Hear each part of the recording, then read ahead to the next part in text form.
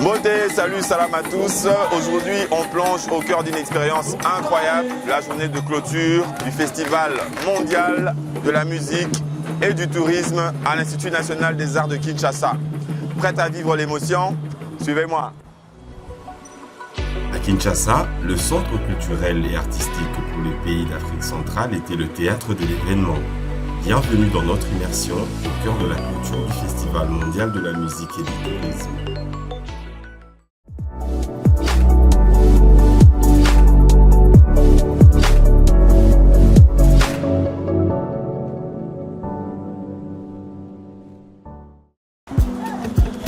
Alors, je suis à l'entrée. Là, c'est l'explanade. On y voit des stands. On va un peu aller visiter, essayer de poser quelques questions pour savoir un peu leur impression sur le déroulement de cette activité et sur le déroulement de leur activité en général. On y voit un peu de tout. Je vois des banques, je vois des entreprises de construction. Je vois aussi des artistes, des compagnies d'aviation. Donc on avance. Mais pour vraiment comprendre l'impact, il faut écouter ceux qui le vivent. Nous avons recueilli la voix du public, celle qui porte l'espoir. Voilà, j'arrive à mon premier stand. Je vois Chris Fire. Bonjour madame. Bonjour monsieur. Vous allez bien? Ça va et vous? Oui, ça va. Je vous vois Chris Fire ici. Vous pouvez nous parler un peu de ce qu'est Chris Fire et pourquoi votre présence dans cette activité? D'accord. Chris Fire, c'est un site touristique qui est vraiment récent sur le marché. Et on a voulu participer à Festival mondial de musique et de tourisme parce que quand même ça relie notre activité pour se faire connaître en tant récent sur le marché. Et enfin de proposer aussi à la population quinoise nos activités, nos services, tout ce qu'on fait sur Chris Fire. Très intéressant. Mais parlez-nous un peu de l'activité. Est-ce que vous pensez que ça peut impacter le narratif du secteur du tourisme en RDC? Oui, je pense que ça peut impacter parce que Chris Fire en vrai, comme c'est un site touristique qui rassemble la nature et le luxe. Et on a vraiment pensé à chaque catégorie de la population quinoise. Vraiment, on a voulu créer un site touristique où on peut tout faire à l'intérieur. On a la possibilité de dormir, on a la possibilité de manger, on a la possibilité aussi de faire des activités et avoir quand même des activités relaxantes comme les massages. Très intéressant. Merci. Je vais visiter le prochain stand. Donc, si l'équipe est avec moi, merci beaucoup, madame. On est tous là. Vous avez un gros stand, hein? Bah oui. Parlez-nous un peu de Quill Rhum. Alors, c'est un produit de la compagnie sucrière de Koulouon. Notre produit phare, c'est le sucre, mais nous ne le mettons pas là. Nous faisons ensuite du rhum. Et là, nous sommes présents pour le rhum, particulièrement pour le rhum. Parce que c'est ce que nous exposons en ces lieux. Le rhum est fait à base de canne à sucre, ce qui le différencie un peu du whisky. Il est alcoolisé à 40%, mais il est plus bon, plus raffiné, ça passe plus facilement dans la gorge. Si vous pouvez même déguster là, vous le verrez aussi. Ouais, on pourra déguster. Mon caméraman, il adore ça. Voilà. Donc, sur cette activité de manière globale, Festival mondial de la musique et du tourisme, vous pensez vraiment que ça pourrait impacter le narratif dans les secteurs du tourisme en RDC? Parce que c'est une première édition. Est-ce que vous pensez vraiment qu'il y a... Oui, bien sûr, j'ai vu le genre de stands de plusieurs parcs. J'ai vu Virunga ou Pemba, j'ai vu le genre de Bombolumene, je crois, tout ça. Même un autre site là-bas, ça ouvre les yeux un peu sur certains endroits qu'on ne connaissait pas et même sur certaines activités de ces parcs-là que nous ne connaissons pas avant non plus. C'est pas seulement les parcs, hein, c'est vous aussi comme Koulengongo. Exactement, ça donne... Je pense que même votre usine est un site touristique parce que bien sûr. Elle a de l'histoire. Carrément. D'ailleurs, cette année, nous fêtons nos 100 ans. Ah, ça ce qui fait que on n'est pas qu'une compagnie, on est tout un portail vraiment tout un patrimoine. Tous on a bouffé votre sucre donc. Carrément. Donc, depuis en France, on a tout. Bien sûr, jusqu'aujourd'hui. En tout cas, merci beaucoup. J'espère pouvoir prendre part à une cérémonie d'anniversaire si on aura... Ah, pour les centenaires. Bien sûr, il y a des activités qui avaient déjà débuté, qui continuent, etc. Mais il n'y a pas encore la grande activité du centenaire. Mais quand elle sera là, vraiment, ce sera ouvert d'une certaine manière. Mais on attendra. Bien sûr, nous serons là. Prends la carte. Bien sûr, prenez la carte, prenez notre dépliant. Okay. Et sentez-vous à l'aise à déguster le rhum. Merci beaucoup. Cet arôme dans votre gorge. Merci beaucoup, j'hésiterai pas. Okay. Je t'invite à part. Ah d'accord, on fait ça. Merci beaucoup. C'est très gentil. Ah cool, ils sont très gentils, hein. Ça sent la gentillesse. Bon, on continue.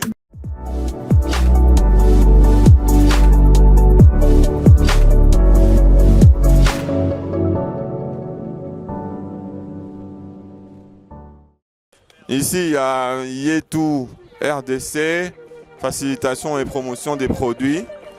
Ok. Apparemment, ils produisent du local. Je suis en train de voir les fleurs d'hibiscus. Ils font des foulards aussi. Bonjour madame. Nous sommes Creative Lab, une page qui encourage votre type d'activité. Alors je ne sais pas si vous avez quelque chose à nous dire rapidement sur votre activité. Je vois Yetu RDC. Oui, nous sommes ensemble. C'est une plateforme pour encourager le produit congolais, Made in Congo. Oui. Alors qu'est-ce que je vois là? Tout ce qui est... Oui, c'est Made in Congo. Oui. Moi, je suis dans l'artisanat. Donc, vous voyez les textiles purement congolais. Je suis avec les tapis qui sont à Moueka. Et donc, nous fabriquons des sacs, nous fabriquons les coussins. Oui, nous avons des foulards aussi. Et nous faisons des longueurs. Et nous avons plusieurs produits. Nous avons par exemple, ça c'est notre création. Parce que nous ne sommes pas sûrs que nos jeunes filles sauront attacher le foulard comme les grands-mères, comme les mères, comme les tantes. Alors nous avons fait ça pour perpétrer la mode congolaise. Et c'est un foulard modernisé, voilà. Mais moi, ça m'intéresse parce que c'est pas seulement une femme, ça. Même les hommes peuvent mettre ça. Voilà. Il y a certains pays où les hommes mettaient ça aussi. Oui, en Iran, en Inde, tout au Moyen-Orient, oui, ils ont l'habitude de porter des foulards. Mais celui-là, il est automatique. Je cherchais un turban, c'est une bonne idée parce que je ne sais pas faire un turban. Ah oui, voilà, c'est les turbans. Donc, ça fait le... Ouais, bien sûr, on peut essayer. Tu veux qu'on essaye? Le rouge, là, il me plaît bien. Ouais, j'aime bien le rouge.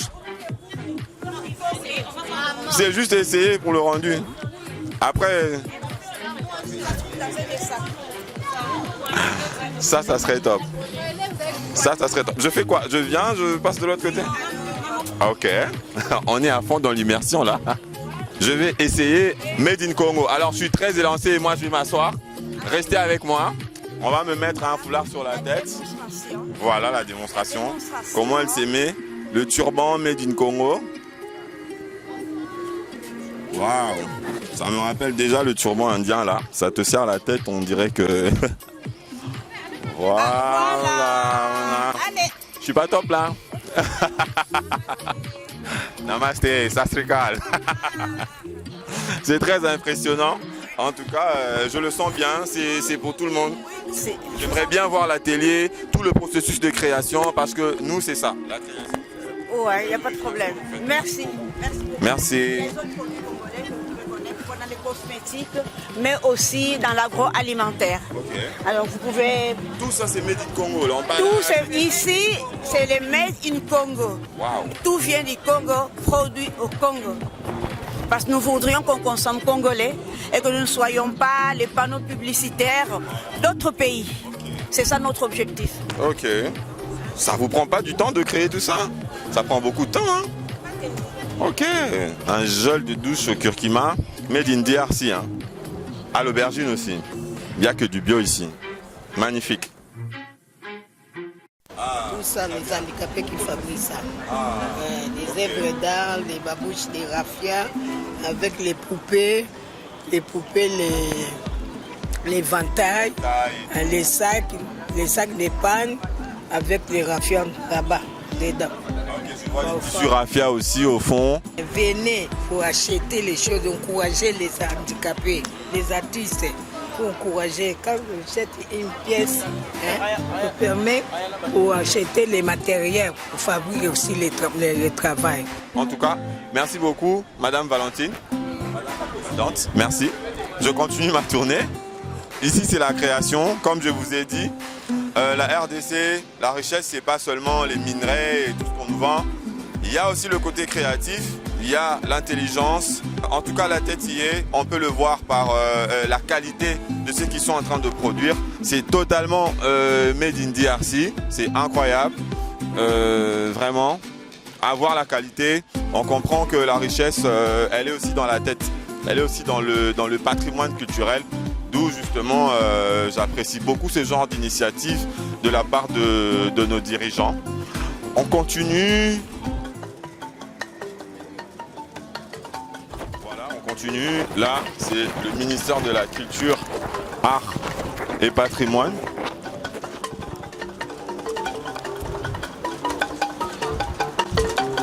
Alors, on arrive au stand du ministère.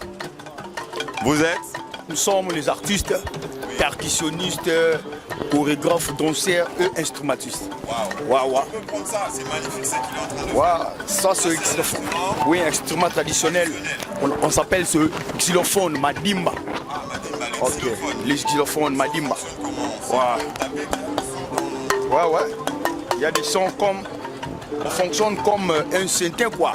Donc comme un synthé traditionnel. C'est un synthé traditionnel.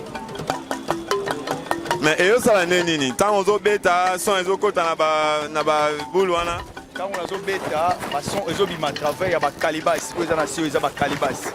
Donc eza mabaya. Donc c'est à dire ezaba nzete au salon yo moko. Non, ezana ba spécialiste au basala rango. Donc biso to yaka to sombi et puis to beti. Donc les instruments ba o baza basé na kosala ngo bazali et biso to zaka ba beti yango. Ah, merci, c'est très bien. Eza dikembe, mais eza branché na baffle. Je ne sais pas comment on numérise ou bien on électrifie les dikembe ici. Bonjour. Bonjour. Master Likembe. Master Dikembe. Oui. Mais je vois quelque chose et le kilanga ah au branché dikembe na baffle comment ça se connecte? Au Likembe électrique. Et bah stage non pesa mais aussi l'électrique pose à basse parce que basse boye sans sonorisation yo kanaté. Yango va créer micro forme micro Roger on appelle ça micro Roger va connecter dans la place à jack et ça la question nango et bima na combo. C'est impressionnant hein? C'est original. Moi c'est la première fois que je tombe dessus. Dikembe électrique. Donc ils ont un micro intégré incorporé. Comme pour dire que notre traditionnel ne s'arrête pas qu'au traditionnel, elle peut aussi se moderniser et je pense qu'elle peut aussi se distribuer. Oui.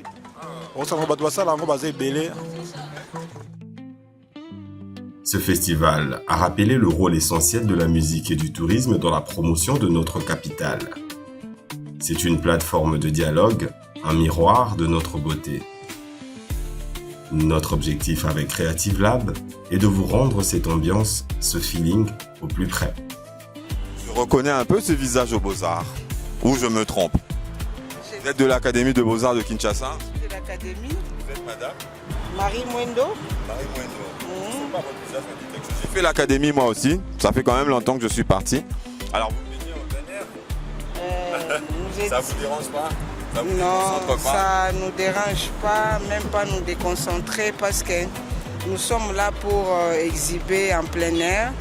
Le ministère, donc la maman ministre de la Culture, Art et Patrimoine nous avait invité d'exhiber en plein air pour le Festival mondial de la musique et du tourisme.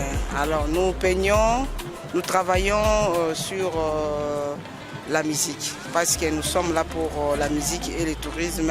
Donc chacune de nous, parce que nous sommes une structure de femmes artistes des beaux-arts, nous peignons pour la musique. Comme moi là, je suis en train de traduire la musique au travers ma toile.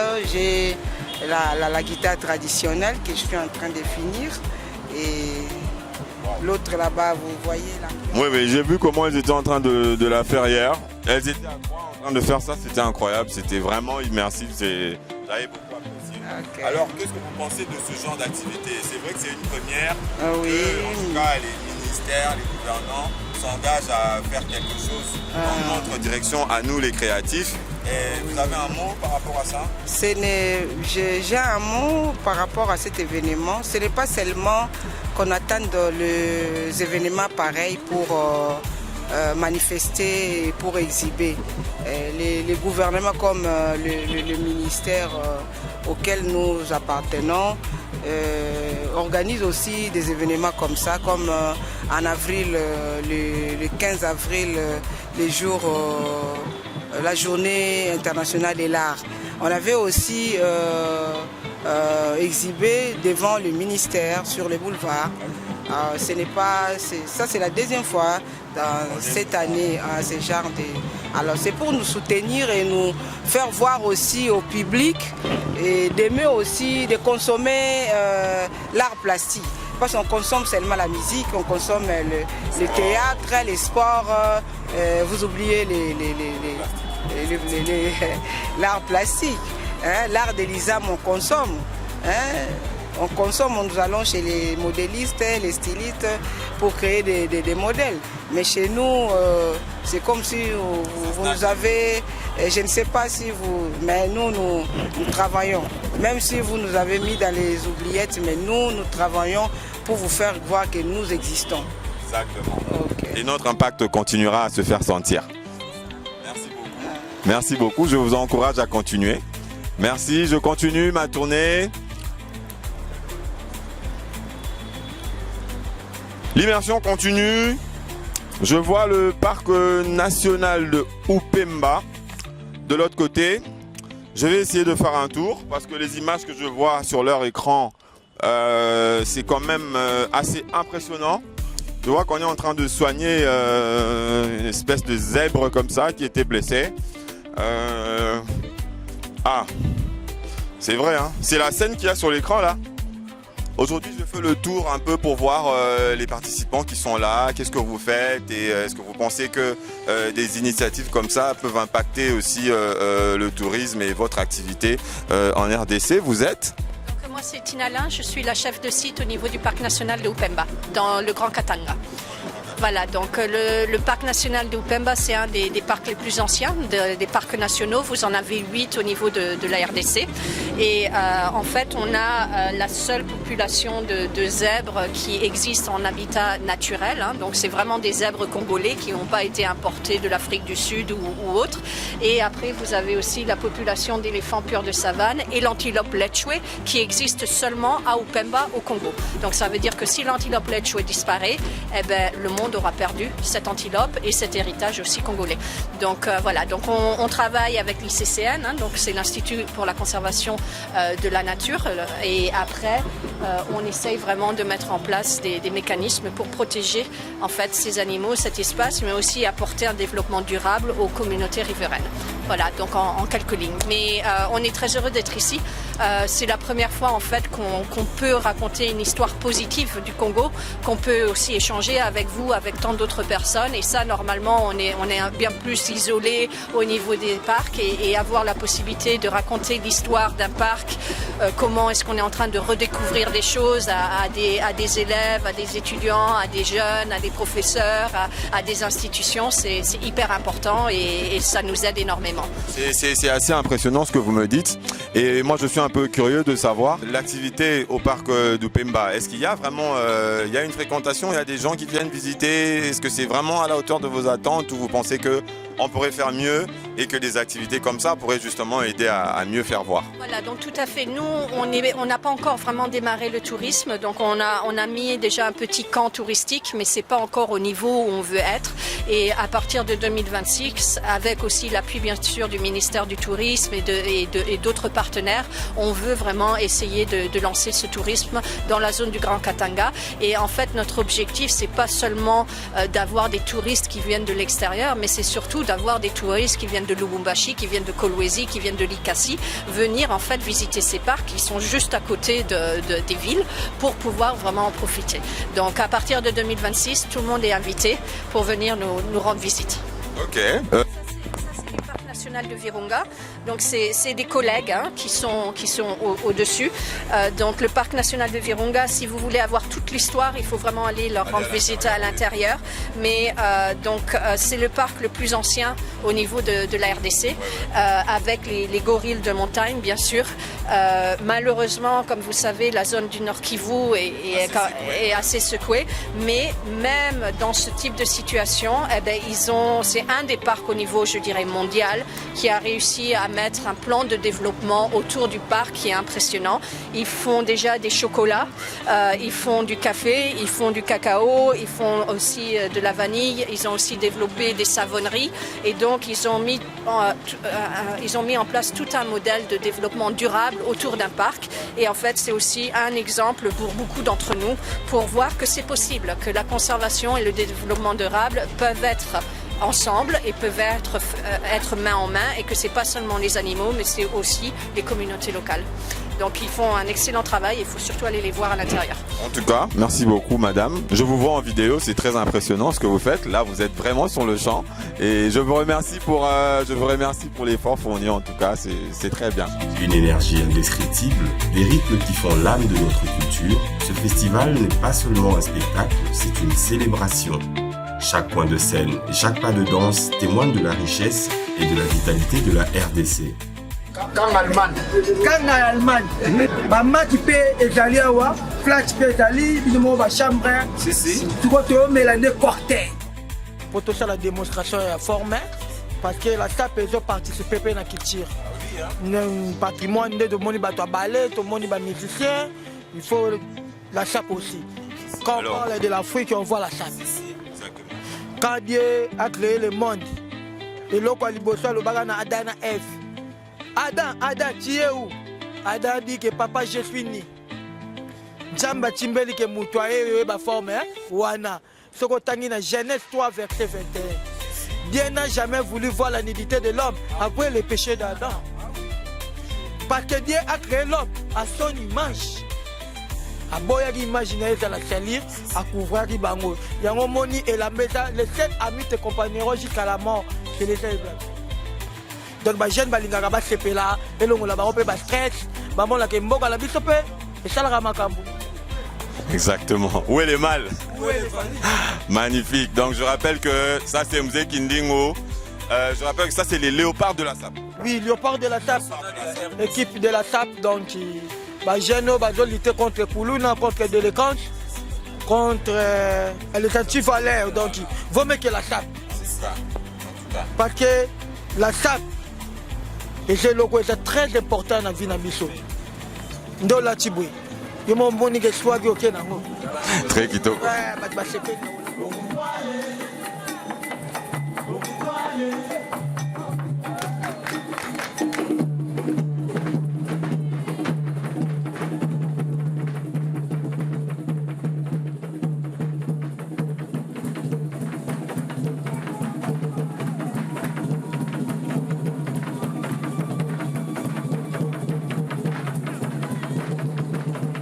L'aventure se termine, mais la musique résonne encore. Merci d'avoir partagé cette immersion avec nous.